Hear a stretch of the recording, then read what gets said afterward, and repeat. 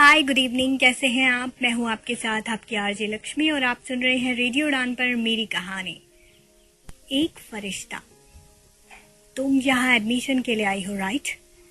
Madam, हाँ, कल भी हम आए थे, पर देखो, मैंने तुमसे कल भी कहा था कि तुम्हारी बेटी को यहाँ एडमिशन नहीं मिल सकता।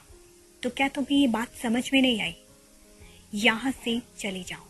देखो, अगर एडमिशन चाहिए तो पहले फीस लेकर आओ, और अगर नहीं ला सकती तो प्लीज यहाँ से चली जाओ।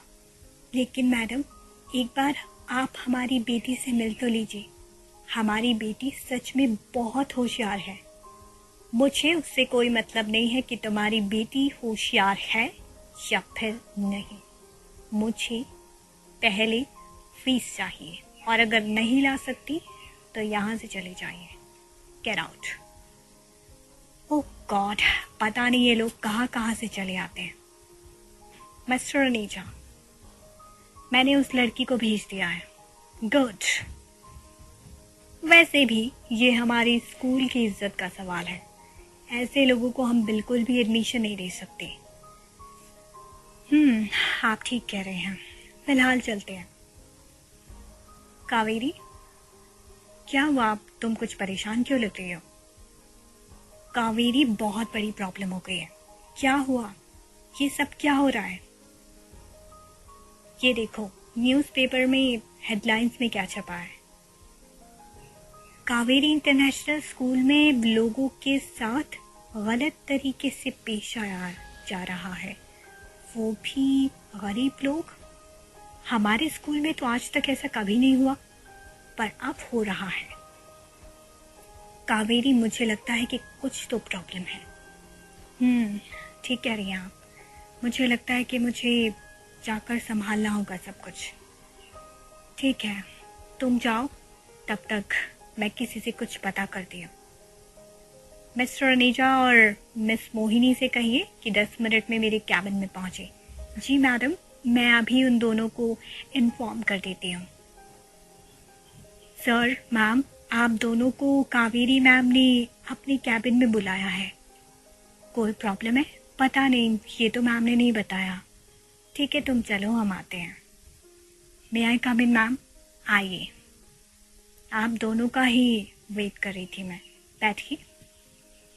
मिस्टर नेजा, क्या मैं जान सकती हूँ कि ये सब क्या है? क्या हुआ मैम? ये न्यूज़पेपर देख रहे हैं आप? मैम, ये तो बहुत छोटी सी बात है। आपको तो पता है ना, ऐसे लोग हमारे स्कूल भी शराब। ये आपको छोटी सी बात लगती है? ये हमारे स्कूल की इज्जत का सवाल है मिस्टर अनीजा, और आपने कहा कि ये छोटी सी बात है। बाय द वे, क्या मैं जान सकती हूँ कि आपने उस लड़की को एडमिशन देने से क्यों मना किया, मिस मोहिनी? वो मैम, वो पैसे अफोर्ड नहीं कर सकती थी, और आप तो जानती हैं, अगर हम ऐसा करते हैं तो हमारे स्कूल को बहुत नुकसान उठाना पड़ सकता है। मैम, तुम्हारी हिम्मत कैसे हुई ऐसा करने की? पर मैम, मिस मोहिनी ने गलत क्या किया है? अगर हम ऐसे लोगों को एडमिशन देंगे तो हम बेनिफिट कहाँ से कमाएंगे? मिस्टर नीजा, शायद आप भूल रहे हैं कि आप किससे बात कर रहे हैं। नहीं मैम, वो शराब। आपकी जानकारी के लिए बता दूं कि ये स्कूल मेरी मॉम ने ऐसे बच्चों के लिए खोला था जो फीस ना दे सकते हों और गरीब भी हों। आपको पता है, मेरी माँ ने बड़ी मेहनत से इस स्कूल को खोला था ताकि वो ऐसे बच्चों को पढ़ा सके जिनके पास बिल्कुल भी पैसे नहीं होते और जो गरीब हों, जो कि एक दिन उन्हें भी किसी ने इस तरह से धक्के देकर स्कूल से बाहर निकाला था, जिस तरह से आज आपने उस लड़की की बेइज्जती की। पर मैम, तब की बात शराब। आप मुझे मत सिखाइए मिस्टर नेजा। मैम, आप इन मामूली लोगों के लिए हमें ठुकरा रहे हैं। आपको नहीं लगता कि आप बहुत गलत कर रही हैं? रियली? तो अब तुम मुझे सिखाओगे, कावेरी मित्तल को सिखाओगे कि वो क्या सही है और क्या गलत। Get out. तुम दोनों अभी और इसी वक्त अपना रेजिग्नेशन लेटर तैयार करो। मैम, आप अपने डिसीजन से बहुत पछताएंगे। तुम उसकी फिक्र मत करो मिस्टर अनीचा, तुम्हें तो मैं बहुत अच्छे से देख लूंगी। और याद रखना, कावेरी मित्तल से पंगा लेना बहुत महंगा पड़ता है। तुमने लगता है मुझे ठीक से पहचाना नहीं। खैर, फिलहाल तुम यहाँ से जा सकते हो। Get out. देखा मिस्टर नीचा, मैंने आपसे कहा था ना कि जिस दिन कावेरी मैम को आपकी असलियत पता चलेगी ना, वो आपको धक्के देकर इस स्कूल से बाहर निकाल देंगी। तुम कुछ ज्यादा ही शट अप। मेरे स्टाफ से तमीज से बात करना मिस्टर अनीचा, वरना अच्छा नहीं होगा। Get out. और हाँ, तुम्हें इन जैसे लोगों के मुंह लगने की कोई जरूरत नहीं है। और हाँ मिस्टर अनीजा और मिस मोहिनी, आप दोनों ना जाते जाते अपने दिमाग से कचरा बाहर फेंक कर जाइएगा। आपको पता है, आप जैसे लोगों की वजह से बड़े बड़े लोगों को भ्रष्टाचार करने का मौका मिल जाता है, और आप जैसे लोगों की वजह से हमारा एजुकेशन सिस्टम बिगड़ गया है। मुझे तो लगता है कि आप जैसे लोगों को इस देश में रहना ही नहीं चाहिए, क्योंकि आप है, क्या बोलूं मैं। Get out. कमाल है, मैम ने इन छोटे लोगों के लिए हमें ठुकरा दिया। ये मैम ने अच्छा नहीं किया। मिस्टर पांडे। जी मैडम, आप उस लेडी को बुला देंगे प्लीज। आप उनसे कहिएगा कि मिसेस मित्तल ने उन्हें बुलाया है। ठीक है मैम, मैं अभी उन्हें बुला देता हूँ। वो मैडम ने आपको बुलाया है, लेकिन आप फिक्र मत कीजिए, वो दूसरी मैडम है। ठीक है मैडम, हम अंदर आ जाएं? हाँ आ जाओ। तुम अपनी बेटी की एडमिशन के लिए यहाँ आई हो, राइट? जी मैडम, पर मैडम ने कहा था कि वो हमारी बेटी को एडमिशन नहीं दे सकती। तुम फिक्र मत करो, तुम्हारी बेटी को एडमिशन ज़रूर मिलेगा। लेकिन मैडम, हमारे पास इतने पैसे नहीं हैं। उसकी भी फिक्र मत करो, क्योंकि आज से हमारा स्कूल ऐसे बच्चों को फ्री में पढ़ाएगा जो पैसे नहीं दे सकते। और सिर्फ आपकी बेटी नहीं, यहाँ हर बच्चा पढ़ेगा। आपका बहुत बहुत धन्यवाद मैडम। हमें तो समझ नहीं आ रहा कि हम आपका शुक्रिया कैसे करें। आपको मेरा शुक्रिया करने की कोई ज़रूरत नहीं है। बस आप इतना कीजिए कि आप अपनी बेटी को खूब पढ़ाइए और खूब लिखाइए, ताकि आपकी बेटी बड़े होकर देश का नाम रोशन कर सके। और हाँ, आप अपनी बेटी की चिंता बिल्कुल मत कीजिए। आप ये फॉर्म भर दीजिए। लेकिन मैडम, हमें कोई बात नहीं, पांडे आपकी मदद करेंगे। मिस्टर पांडे।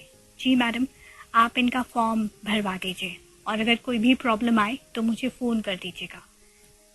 ठीक है मैम, आप जाइए।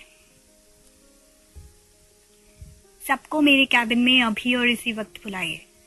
ठीक है मैम ने सबको कैबिन में बुलाया है। लगता है अनीजा और उस मोहिनी के साथ साथ हमारी भी वाट लगने वाली है। मैंने तो पहले ही कहा था। वैसे अच्छा ही हुआ ये मोहिनी यहाँ से चली गई, कुछ ज्यादा ही एटीट्यूड था उसमें। चलो फिलहाल मैम के कैबिन में चलते हैं। मे आई कम इन मैम? आइए बैठिए। मुझे आप लोगों की मदद चाहिए। जी मैडम, कहिए। मैं चाहती हूँ कि इस साल हम एक प्रोजेक्ट शुरू करें। कैसा प्रोजेक्ट मैम? मैं चाहती हूँ कि हम ऐसे बच्चों को ढूंढ कर लाएं जो पैसे नहीं दे सकते और पढ़ना चाहते हैं, क्योंकि मैं चाहती हूँ कि इंडिया में हर बच्चा पढ़ा लिखा हो। मैम ये तो बहुत अच्छी बात है, लेकिन इसके लिए हमें और भी ज़्यादा लोगों की ज़रूरत पड़ेगी। सबसे पहले तो हमें ऐसे एरियाज़ में भी जाना होगा जहाँ एजुकेशन की कमी है और उन्हें एजुकेशन का मतलब बताना होगा। तुम ठीक कह रही हो, सबसे पहले हमें उन्हें जागरूक करना होगा। तो क्या आप मेरा साथ देंगे? बिल्कुल मैडम, हम सब आपके साथ हैं। गुड। सबसे पहली बात तो ये कि हमें अमीरी और गरीबी के भेदभाव को खत्म करना होगा। और दूसरी बात जाति भेदभाव। तीसरी बात धर्म का भेदभाव, क्योंकि ये बच्चे आज का भविष्य हैं और अगर हम ये सब चीज़ें बच्चों को बचपन से सिखाएंगे कि ये गलत है तो बच्चे ऐसी गलती कभी नहीं करेंगे। आप ठीक कह रही हैं मैम, शायद तब देश में दंगे होना कम हो जाए। बिल्कुल ठीक कहा तुमने। और हाँ, आज से बच्चों को योग्यता के आधार पर एडमिशन मिलेगा। लेकिन मैडम मेरा एक सवाल है, पूछो। मैम जो बच्चे कभी स्कूल नहीं गए होंगे वो अपनी योग्यता कैसे साबित करेंगे? हाँ, ये सबसे बड़ा सवाल है। मुझे लगता है कि हमें एक और ब्रांच खोलनी चाहिए ताकि हम ऐसे बच्चों को पहले ट्रेन कर सकें। हाँ, ये हो सकता है मैम, हमें थोड़ा वक्त लगेगा लेकिन सब कुछ ठीक हो जाएगा। तो ठीक है, आइए मैं, आप, हम सब मिलकर ये प्रण लेते हैं कि हम इंडिया के हर बच्चे को शिक्षित करेंगे। हाँ मैम, हम इंडिया के हर बच्चे को शिक्षित करेंगे।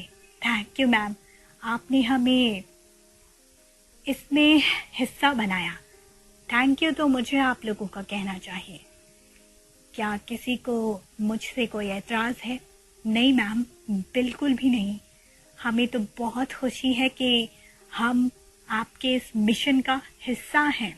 तो ठीक है, आज से और अभी से इस काम में लग जाइए। कावेरी और उसकी टीम ने ऐसे बहुत से बच्चों को ढूंढा और एक साल में यहाँ पर 30,000 से भी ज़्यादा बच्चे पढ़ते हैं। तो गाइस, कैसी लगी आपको ये कहानी? मुझे उम्मीद है कि आपको ये कहानी पसंद आई होगी। वैसे मैं सोच रही थी, काश कावेरी की तरह हर कोई ये सोचता तो शायद आज इंडिया का ना हर बच्चा एजुकेटेड होता। वैसे कावेरी ने तो अपना मिशन पूरा कर लिया है। वो बहुत से ऐसे बच्चों को अपने स्कूल में पढ़ा रही हैं जो पैसे नहीं दे सकते और ऐसे बच्चों को भी जो पैसे अफोर्ड कर सकते हैं। और इतना ही नहीं, वो इन बच्चों में कोई फर्क नहीं करती। सबसे बड़ी बात, यहाँ हर वो चीज़ सिखाई जाती है जो हर एक स्कूल में सिखाई जाती है। तो जैसा कि मैंने आपसे शायद पहले भी कहा था और अब भी यही कहूँगी कि प्लीज़ धर्म, जाति, इन सब चीज़ों के नाम पर लड़ना बंद कीजिए, वरना बहुत पछताएंगे आप सब। उम्मीद है कि आपको ये कहानी पसंद आई होगी। मैं फिर मिलूंगी आपसे एक और नई कहानी के साथ। तब तक के लिए मुझे यानी अपनी दोस्त लक्ष्मी चौहान को दीजिए इजाज़त। Bye bye and take care. सुनते रहिए रेडियो उड़ान।